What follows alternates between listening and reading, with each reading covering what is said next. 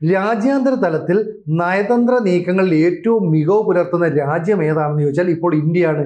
Indian പ്രധാനമന്ത്രി നരേന്ദ്രമോദിയുടെ രാജ്യാന്തര തലത്തിലുള്ള ഇടപെടൽ, നമ്മുടെ വിദേശകാര്യമന്ത്രിയായ എസ് ജയശങ്കറിന്റെ കൃത്യതയുള്ള നീക്കങ്ങൾ, ഇതെല്ലാം തന്നെ ലോകത്തിനു മുന്നിൽ ഇന്ത്യക്ക് ഒരു മികച്ച സ്ഥാനം നേടിക്കൊടുക്കുന്നു.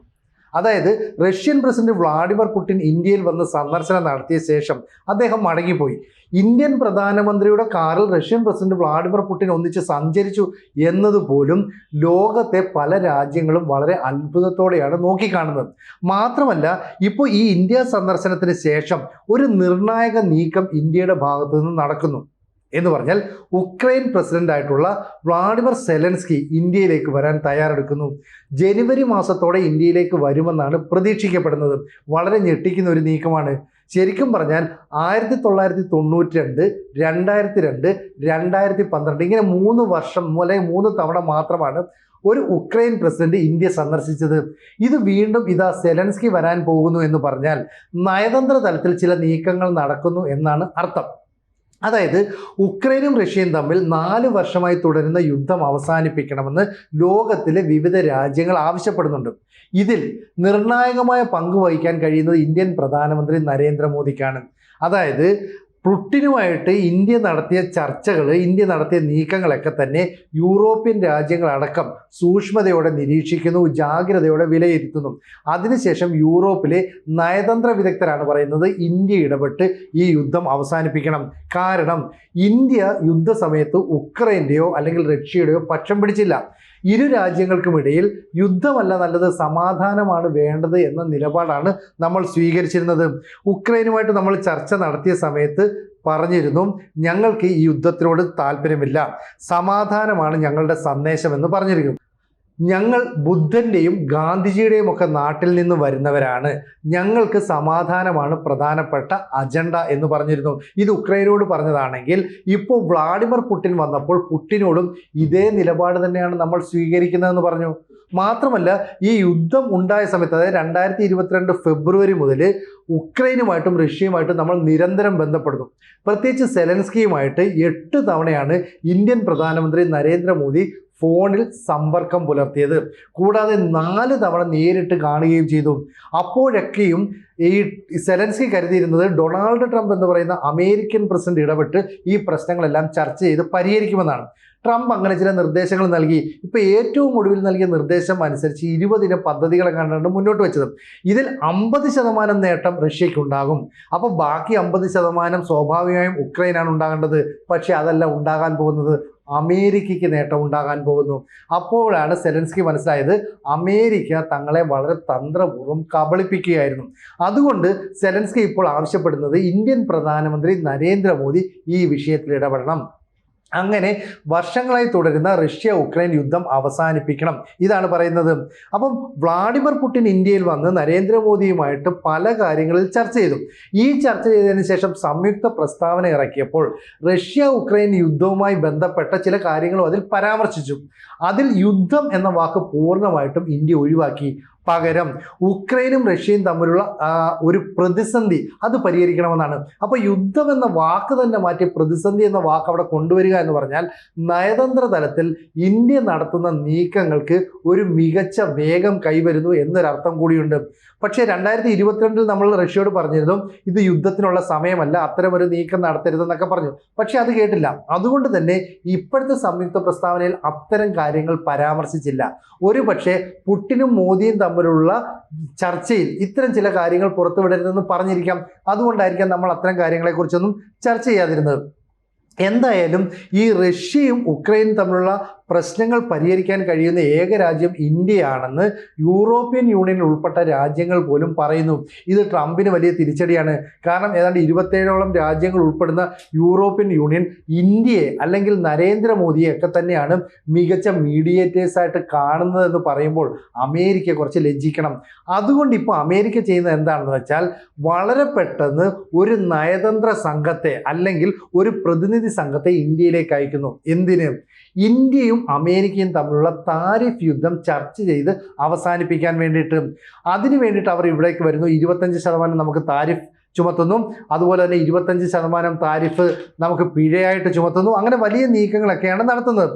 അങ്ങനെ ഇരിക്കുന്ന സമയത്ത് സെപ്റ്റംബർ 16-ന് ഇവർ രണ്ടാമത്തെ ഒരു സന്ദർശനത്തിനായിട്ട് ഇന്ത്യയിലേക്കൊക്കെ വരികയും ചെയ്തു.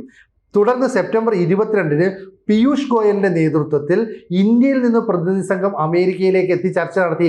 പക്ഷേ യാതൊന്നും സംഭവിച്ചില്ല.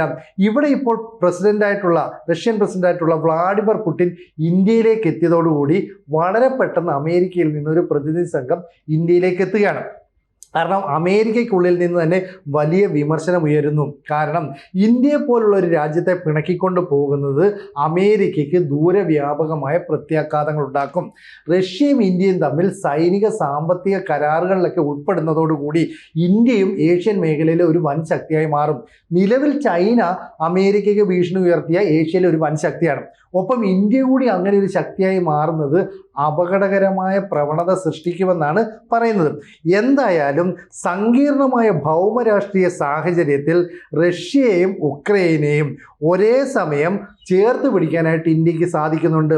ഒരേ സമയം ഇരു രാജ്യങ്ങളുമായിട്ട് ചർച്ച നടത്താൻ നമുക്ക് സാധിക്കുന്നുണ്ട്. അപ്പം രാജ്യത്തിൻ്റെ തന്നെ ഏറ്റവും വലിയ നയതന്ത്ര വിജയമായിട്ടാണ് ഇതിനെ കണക്കാക്കുന്നത്. അതുകൊണ്ടാണ് അമേരിക്കയിൽ നിന്നുള്ള ഒരു പ്രതിനിധി സംഘം വളരെ പെട്ടെന്ന് ഇന്ത്യയിലേക്ക് എത്തുന്നു. ഇതിനുശേഷം ജനുവരിയിൽ ട്രംപ് ഇന്ത്യ സന്ദർശിക്കാൻ താല്പര്യമുണ്ടെന്ന് അറിയിക്കുന്നു. ഇനി മറ്റൊരു കാര്യം, ഇപ്പോൾ റഷ്യയിൽ നിന്ന് നമ്മൾ എണ്ണ വാങ്ങിക്കൊണ്ടിരിക്കുന്നു, നമുക്ക് വലിയ ലാഭത്തിലൊക്കെ കിട്ടിയിരിക്കുന്നത്. ട്രംപ് അതിന് വലിയ നികുതിയൊക്കെ ഏർപ്പെടുത്തുന്നു, അല്ലെ അതിന് നിരോധനം വേണമെന്ന് പറഞ്ഞു. അങ്ങനെ സെപ്റ്റംബർ മുതൽ നമ്മൾ റഷ്യയിൽ നിന്ന് ക്രൂഡ് ഓയിൽ ഇറക്കുമതി ചെയ്യുന്നതിൻ്റെ അളവ് കുറച്ചതോടുകൂടി റഷ്യയ്ക്കും വലിയ പ്രതിസന്ധി ഉണ്ടായി. പക്ഷേ ഇപ്പോൾ പുടിൻ വന്നതോടുകൂടി റഷ്യ കാര്യങ്ങളൊക്കെ വളരെ വ്യക്തമായി ഇന്ത്യക്ക് മുന്നിലായിട്ട് അവതരിപ്പിക്കുന്നു. റഷ്യയിൽ നിന്ന് സൈപ്രസ്, ഗ്രീസ്, മാൾട്ട തുടങ്ങിയ രാജ്യങ്ങളിലെ കപ്പലുകളിലാണ് എണ്ണ എത്തിക്കുന്നത്.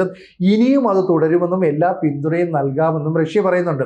നിലവിൽ ഈ ഷാഡോ ഫ്ലീറ്റ് എന്നറിയപ്പെടുന്ന കപ്പലുകളിലാണ് ഇന്ത്യയിലേക്കും ചൈനയിലേക്കും റഷ്യ ഏറ്റവും അധികം എണ്ണ കൊണ്ടുവരുന്നത്. ഇപ്പം ഒക്ടോബർ മാസത്തിലെ കണക്കെടുത്താൽ റഷ്യയിലെ മൊത്തം ഓയിലിൻ്റെ 44% ഈ ഷാഡോ ഫ്ലീറ്റ് വഴിയാണ് വന്നിരിക്കുന്നത്. മാത്രമല്ല ഇതിൽ തന്നെ 38% ഓയിലും കടന്നു പോകാൻ അനുവദിച്ചത് G7 രാജ്യങ്ങളും ഓസ്ട്രേലിയയും യൂറോപ്യൻ യൂണിയനും ഒക്കെയാണെന്നാണ് പറയപ്പെടുന്നത്. പക്ഷേ ഇനി, അതായത് 2026 ജനുവരി മുതൽ ഇത്തരത്തിൽ ഓയിൽ കൊണ്ടുപോകുന്നതിന് ഞങ്ങൾ തടയും. കപ്പലുകൾക്ക് യഥാർത്ഥത്തിലുള്ള ഇൻഷുറൻസ് രേഖകൾ ഇല്ലെങ്കിലോ അല്ലെങ്കിൽ ഈ ഷാഡോ ഫ്ലീറ്റുകളിലോ ആണ് കൊണ്ടുപോകുന്നതെങ്കിൽ ഞങ്ങൾ തടയുമെന്നാണ് ഈ യൂറോപ്യൻ യൂണിയനും G7 കൂടെ ഇപ്പോൾ ആലോചിച്ചുറപ്പിച്ചെടുക്കാൻ പോകുന്ന തീരുമാനം. എന്നാൽ പുടിൻ നമ്മളോട് പറയുന്നു, ഒരു കാരണവശാലും നിങ്ങൾ പേടിക്കേണ്ട, നിങ്ങൾക്ക് കൃത്യസ്ഥലത്ത് കൃത്യസമയത്ത് ഞങ്ങൾ എണ്ണ എത്തിച്ചു തരാമെന്ന്.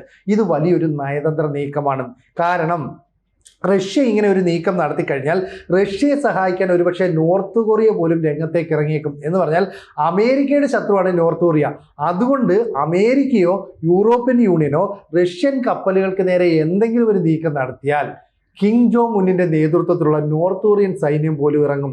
ചുരുക്കം പറഞ്ഞാൽ ഇത് എന്തിനാണ് ഇതൊക്കെ പറയുന്നത് പറഞ്ഞാൽ, രാജ്യങ്ങൾ തമ്മിലുള്ള ബന്ധങ്ങൾ കൂടുതൽ മെച്ചപ്പെടുത്താനായിട്ട്, യുദ്ധങ്ങൾ അവസാനിപ്പിക്കാനായിട്ട്, വ്യാപാര ബന്ധങ്ങൾ മെച്ചപ്പെടുത്താനൊക്കെ തന്നെ നയതന്ത്ര തലത്തിലുള്ള ഇടപെടൽ വേണം.